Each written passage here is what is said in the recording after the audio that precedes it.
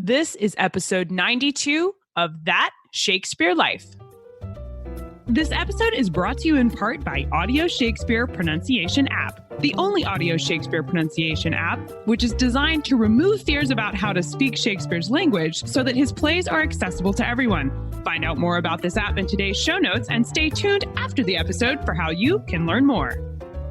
Hi, I'm Sam Jeremy, PhD candidate at the University of Leeds. Another great method for studying the life of William Shakespeare includes listening to this. It's That Shakespeare Life with my friend, Cassidy Cash.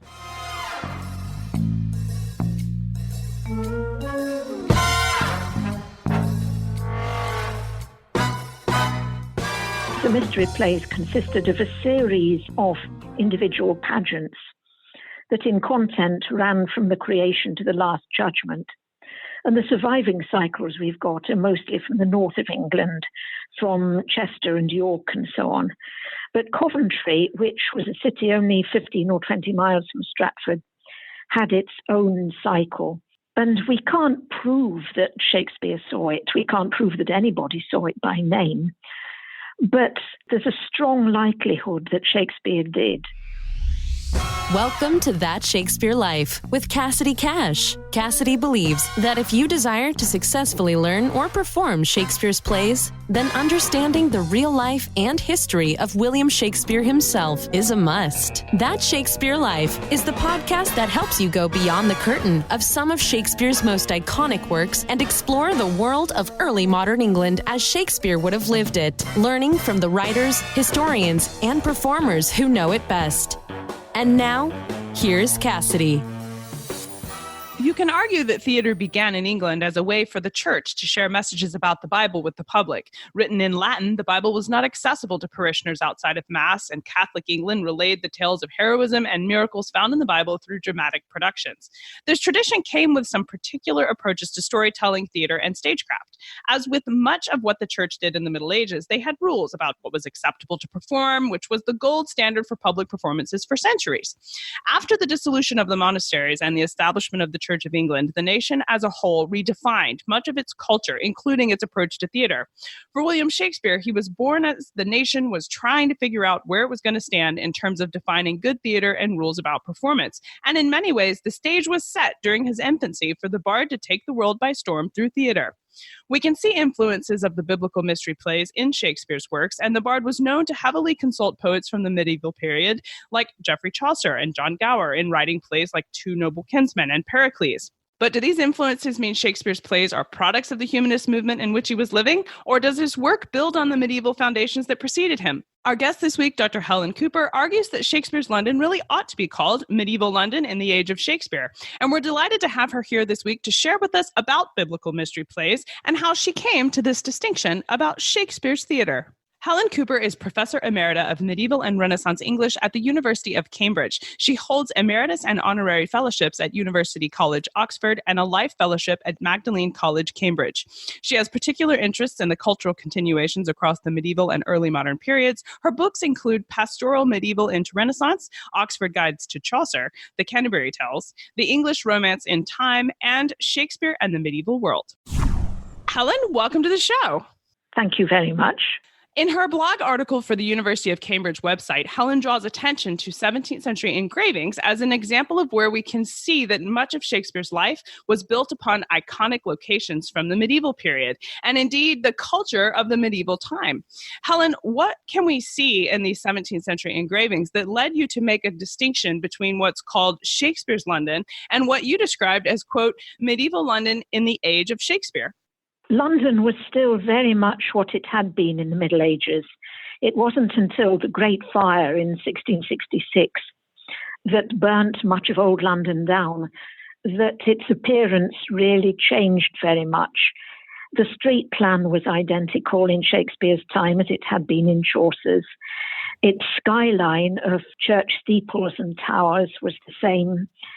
St. Paul's, the great London cathedral, was still there, though its spire had been struck by lightning a few years before Shakespeare arrived in London.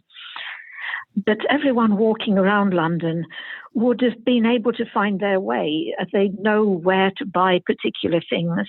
The streets still tended to specialize in particular goods. They'd know where they ought to go to worship. And the parochial organization of parish churches where everyone went to worship in their particular local area was exactly the same as it had been in the Middle Ages before the Reformation. And so Chaucer would not have got lost there.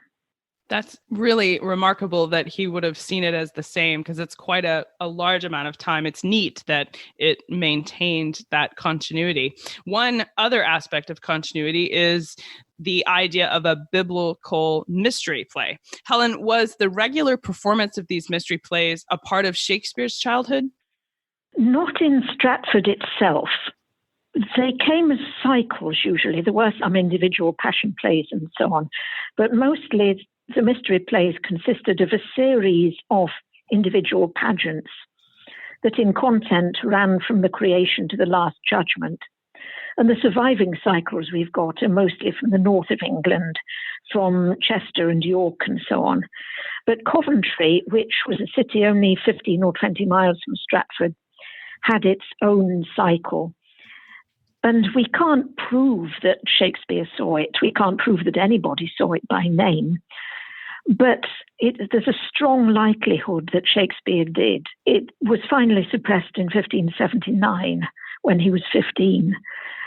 But the evidence, it's circumstantial evidence, but the similarities between what Shakespeare's doing and what the mystery plays were doing, and indeed not just what Shakespeare was doing, but very many of his contemporaries too, just had an idea of what theatre was that tended to come more from medieval drama than from the classics. Since Elizabeth I outlawed all religious plays in 1558, and the great cycle plays were obsolete by, as you mentioned, the 1580s, well before we have records of Shakespeare performing his first plays in London, why do you think he was so heavily influenced or belonged in the same category as a playing format with which it would have been relatively impossible for him to be exposed at all, much less to have learned from enough to apply these principles?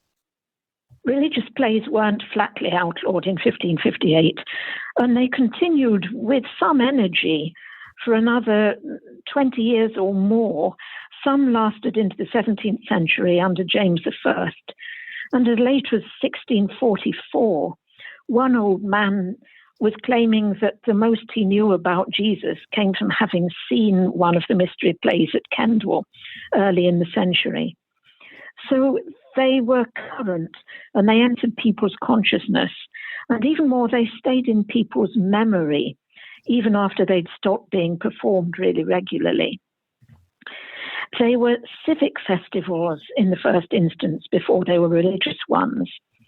And so although there was a certain amount of rewriting of the mystery plays went on, including new prologues and some removal of Catholic doctrine, essentially they were dramatizations of biblical stories.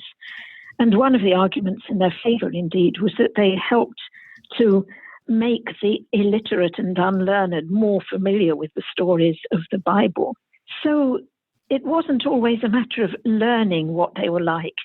You could just remember how they were done, and you absorbed that. And the evidence for that is simply in the Elizabethan stages and the plays themselves. There's one mystery play in particular called the Coventry Cycle. You talked about this earlier, that is thought to have been performed in Coventry. But Helen, as the Coventry Cycle is lost now and there are no surviving copies, how do we know what was in it? We still have two of the individual pageants that made it up, and quite substantial ones, in fact. One that was acted by the shearmen and tailors, that is, the people who were at the early end of the wool trade. By early, I mean who sheared the sheep and then made up the wool into cloth and clothes and so on. And they were in charge of a pageant that ran from the Annunciation through the Nativity and the visit of the shepherds to the stable, and finished with the massacre of the innocents. And there was another one performed by the weavers that covered the presentation in the temple and Christ and the Doctors.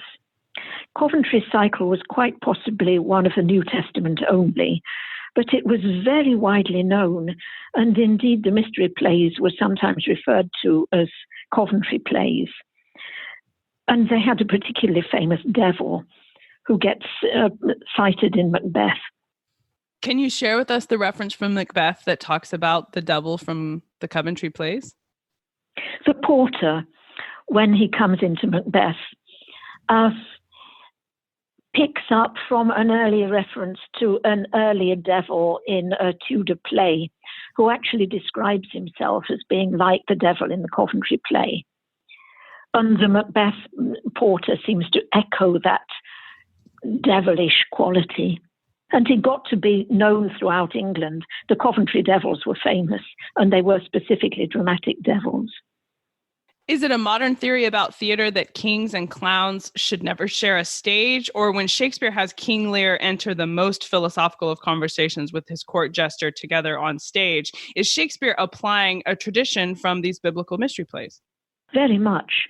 The idea that kings and clowns shouldn't share a stage, or kings and peasants or whatever, was a Greek one and was laid down by Aristotle in his Poetics. But the Poetics had only been rediscovered in around 1500. And although the humanists took it up with some energy, it still wasn't very widely known in England. And there was no particular reason why anyone writing for the public stage should abide by those particular rules. Academic plays performed in the universities were more likely to follow them. But Shakespeare and his fellow dramatists were doing something much bigger. And the mystery plays were very specifically about all of humankind. So that, for instance, at the Nativity, you had shepherds and kings sharing the stable. At the Last Judgment, you had all of humankind coming to judgment. And that was the general principle for Elizabethan drama. Rather different from academic drama again, but it was what people saw, and it was what they were used to from the mystery plays. Helen writes that the now famous phrase attributed to Shakespeare and that actually hung over the original Globe Theatre, totus mundus agit histrionem, most often translated to all the world's a stage, may have come from the traditions of cycle plays. Helen, does this mean Shakespeare did not come up with this idea that all the world's a stage and all the men and women merely players? It certainly wasn't original to him. The idea had been familiar in classical times, but it was given a formulation close to that only in the 12th century by a philosopher called John of Salisbury, who was still widely read in the 16th century. Ben Jonson owned a copy, for instance, in which they imagined not only all human beings as acting their parts on stage, but with God as spectator as well, making judgments about how well they acted. But it was the mystery plays that first took that all of the world's a stage really seriously as a theatrical principle. The evidence for it as the motto for the Globe, it doesn't actually appear until after Shakespeare's own date. It may have been, but we don't know that it goes back quite that far. And of course, Shakespeare riffs on it extensively, and I shall like it, with Jacques's great speech. One aspect of comparison between medieval plays and humanist drama is how they handle violence on stage. Helen writes, quote, classical and humanist drama relied on messengers to report what was happening outside the single location it allowed itself, and especially any kind of violence. Medieval and Shakespearean drama performed it, blood and all, end quote. Helen, I want to ask you about this conclusion, given that Gertrude learns of Ophelia's death via a messenger, Juliet learns of Paris's death via a messenger, and George, Duke of Clarence's death occurs, to my continued chagrin, off stage, where we don't know precisely what happens to him. And there are many other situations where Shakespeare applies a vagueness to the violence, even having it happen off stage. So while characters like Polonius, Julius Caesar, and certainly Gloucester when he loses his eyes on stage are all examples of the blood and all to which you're referring, but I don't think it's the only way Shakespeare handled violence on stage, and many times he does fall in line with the humanist drama reputation. So what is it about Shakespeare's works that cause you to take them out of the humanist camp and instead place them in the same group as biblical mystery plays? A generalization is not an absolute truth, and both of those function as generalizations. If a death is part of the actual stage action, then it's performed in front of our eyes on the stage. If it happens somewhere else other than where the stage action is, then it's simply reported. And it's not a matter of bringing something in from humanist drama. It's just a way of handling all the material that you want to cover in the course of the play. For specific examples, everyone knew what was supposed to have happened to Clarence, that he'd been drowned in a butt of Malmsey, so they didn't really need to see it. Ophelia's death by drowning would be a tricky one in open water, moreover, would be a very tricky one to represent on stage. And so sometimes it's a matter of what can be represented on stage. You could crucify Christ on stage, which itself is fairly tricky, but possible. You can even hang people on stage, but you can't burn them, or, like Ophelia, show them drowning in open water. You do what's possible and what fits within the space and time you've got to perform things. So the choice, I don't think it's ever anything to do with humanism. It's more a matter of the immediate practical opportunities and constraints. One of which, of course, is that you have to remove the bodies. You can't just cut the action or lower the curtain. And it would take 3 or 4 actors to remove a body. But it was, again, the mystery plays, the crucifixion, the slaughter of the innocents, that really carried the tradition of showing extreme violence on stage, and which the Elizabethans don't shy away from. Are biblical mystery plays distinct from morality plays? Yes, so the terms are sometimes confused. Moralities were allegorical plays about good or bad action or good or bad people. Typically, they're about a mankind figure, and they are always, I think, male, being seduced by various vices or devils. And so although the principle of the person being seduced by vice or the devil can be applied more widely than that particular example, the major focus is personal or quite often political, because they can also show how a king ought to act and so on. So they're much smaller in scope. One of the big differences from humanist drama again, or classical drama, is that all the world's a stage. And so the stage represents something as big as the world, and time can run from the creation to the Last Judgment. You can have different continents on stage in successive scenes. You can have different locations on the same stage at once in the moralities and in Shakespeare. Whereas the moralities are much more tightly focused on the individual soul and the struggle between vice and virtue, or God and the devil, within that. The nearest play the Elizabethans came up with, the nearest one to a morality play, would be Marlowe's Dr. Faustus, which shows the life history of a man who sells his soul to the devil and is finally carried off to hell at the end. But other morality plays, they were beginning to go out of fashion, but they were still being acted to some extent. But even more, the form was being adopted for masks at court, which showed such things as the good state being attacked by everything that the good state does get attacked by. Now it would be fake news, I suppose, and you'd have a character or two called fake news coming in and attacking the truth, and that kind of thing. And they'd often dress up as something better. So a vice called oppressive taxation would disguise itself as something virtuous for the good of the country. Flattery would disguise itself as truth. And a lot of the plots of morality plays consisted of removing those disguises to show what was really going on inside. And Shakespeare does draw on those too. If you think of something like Othello, where Othello himself is between the angel-like Desdemona and the devilish Iago. And that is very close to morality play in structure. So are the Henry IV plays, where Prince Hal is between the Lord Chief Justice, whose title, of course, almost turns him into a morality figure, and Falstaff representing riot and bad rule and all the things that Howe has to reject in order to become a good king. We can acknowledge the significant influence of medieval writers like Chaucer on the works of Shakespeare, but was he not equally influenced by Aristotle, Euripides, and other Greek tragedians? No. There was almost no Greek drama translated into English at this stage. There were some translations in Latin, but we've no evidence that he read them direct. Despite it being Aristotle's words that he put over the globe, I'm so surprised at your answer being a complete no. Aristotle never said all the world's a stage. That was John of Salisbury, 12th century philosopher. Oh, my mistake. Okay. Classical writers did sometimes express a similar idea, but it's not such a difficult idea to come up with independently. And John of Salisbury produces the nearest set of words to that motto.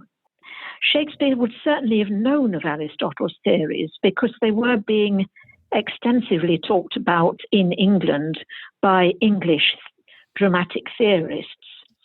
And what the English dramatic theorists said was that, like Aristotle, the stage should only ever represent one place in the course of a play.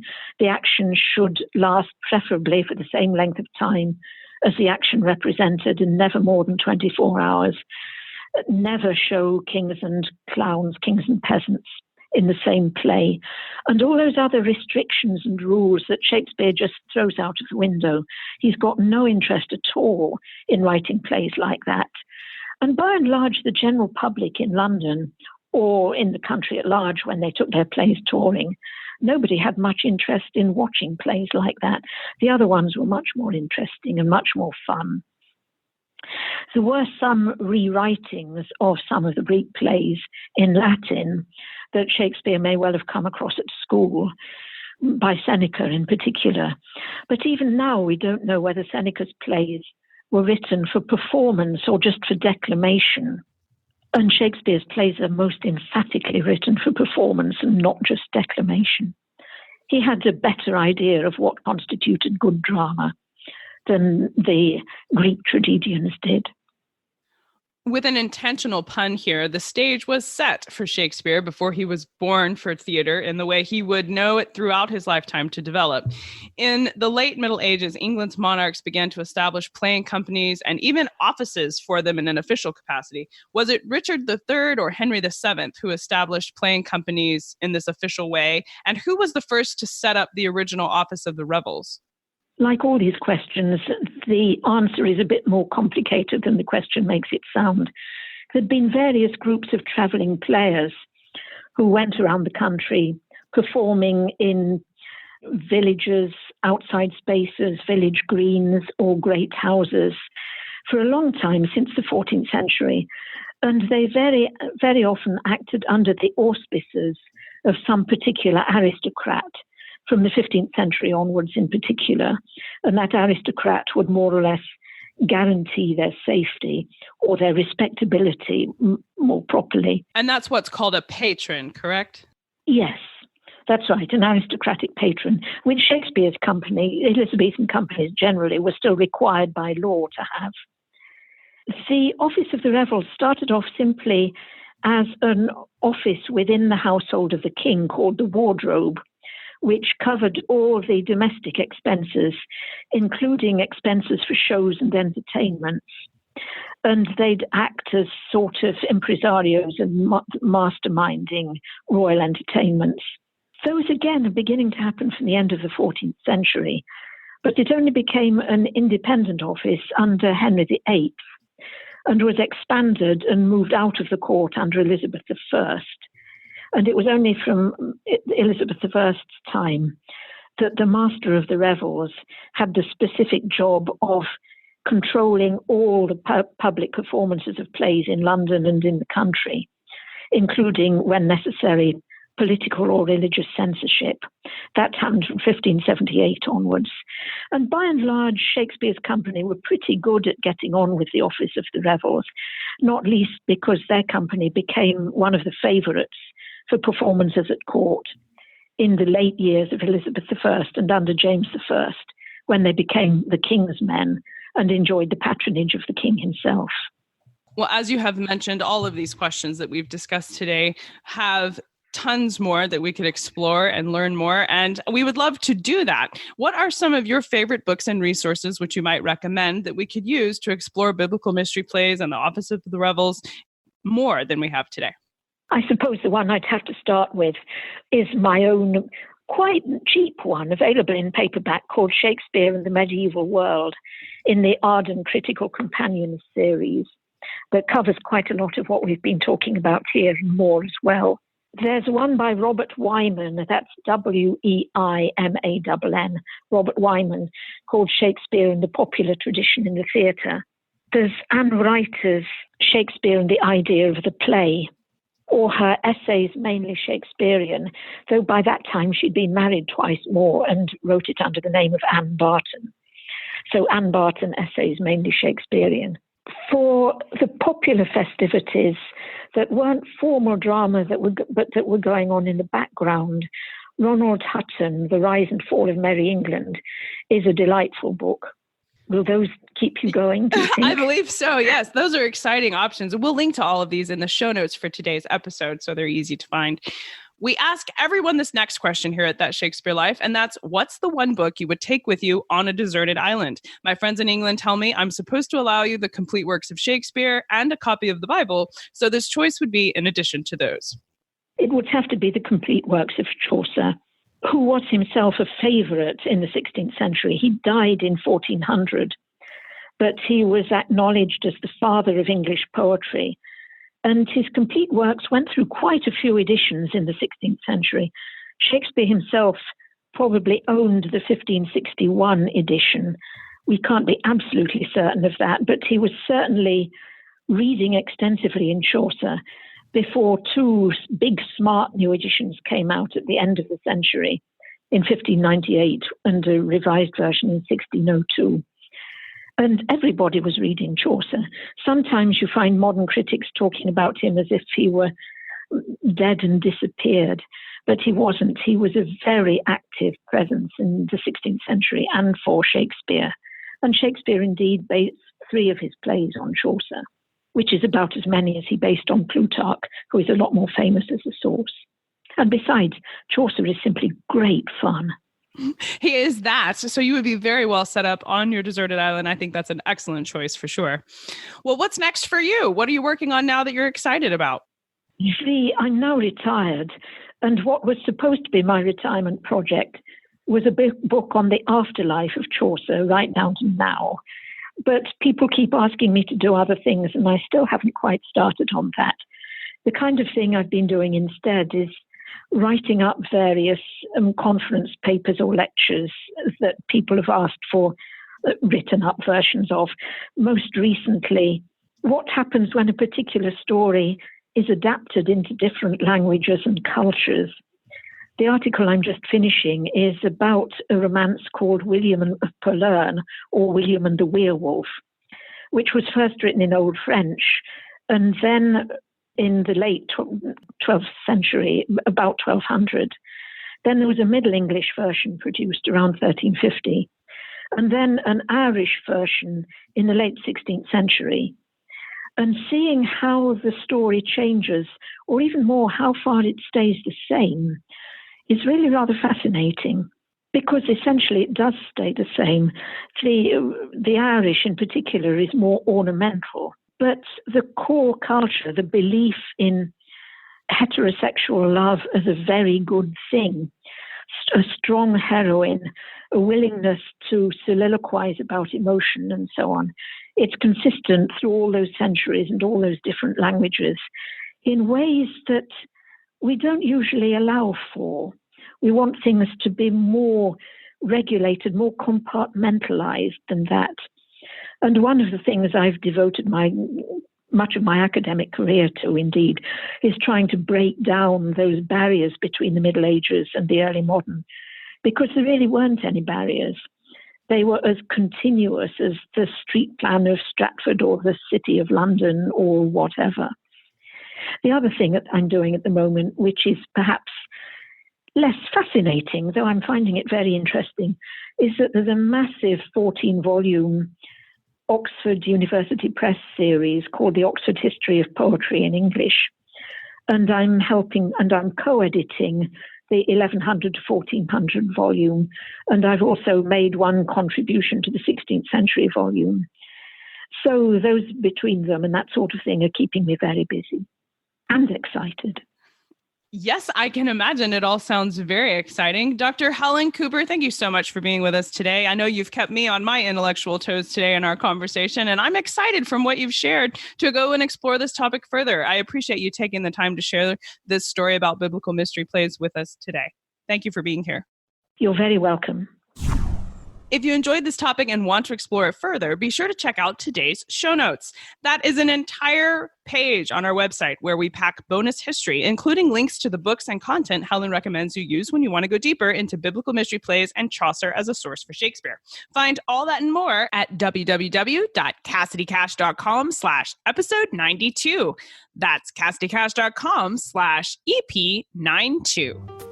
When I first started studying Shakespeare, especially as an American, where the English language is very different on this side of the pond than where Shakespeare was writing, I often mispronounced some of the words that you find in the plays. Like originally I said Gloucester instead of Gloucester. Well, that's why I downloaded Audio Shakespeare Pronunciation app. It's an easy-to-use, straightforward app that you can download to your phone or tablet on iTunes as well as Google Play. And it lets you search any word from Shakespeare, and then it tells you exactly how to say it with a playable audio guide built right in.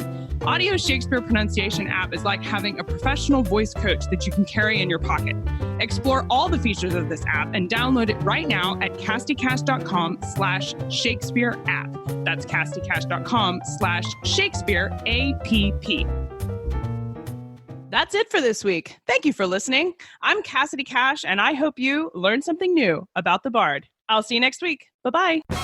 Thank you for listening to That Shakespeare Life. As always, the best conversations happen after the episode over at CassidyCash.com. Become a part of a vibrant Shakespeare conversation by adding your voice over at the website. Until next time, remember, when you want to know William Shakespeare, you have to go behind the curtain and into That Shakespeare Life.